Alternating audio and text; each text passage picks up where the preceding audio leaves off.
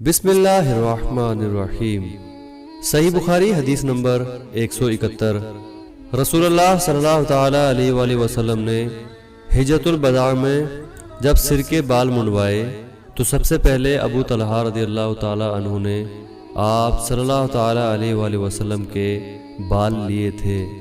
صحیح بخاری حدیث نمبر 172۔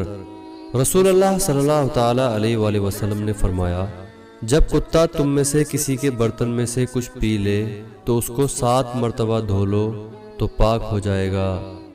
صحیح بخاری حدیث نمبر 173۔ آپ صلی اللہ تعالی علیہ وآلہ وسلم نے فرمایا کہ ایک شخص نے ایک کتے کو دیکھا جو پیاس کی وجہ سے گیلی مٹی کھا رہا تھا، تو اس شخص نے اپنا موزہ لیا اور اس سے پانی بھر کر پلانے لگا، یہاں تک کہ اس کو خوب سیراب کر دیا۔ اللہ نے اس شخص کے اس کام کی قدر کی اور اسے جنت میں داخل کر دیا۔ صحیح بخاری حدیث نمبر 174۔ رسول اللہ صلی اللہ تعالی علیہ وآلہ وسلم کے زمانے میں کتے مسجد میں آتے جاتے تھے، لیکن لوگ ان جگہوں پر پانی نہیں چھڑکتے تھے۔ صحیح بخاری حدیث نمبر 175۔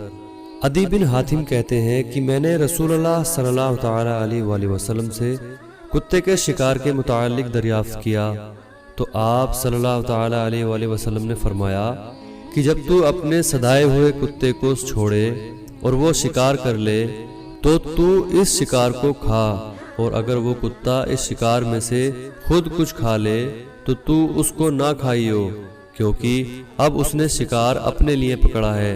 میں نے کہا کہ کچھ بار میں شکار کے لیے اپنے کتے چھوڑتا ہوں، پھر اس کے ساتھ دوسرے کتے کو بھی پاتا ہوں۔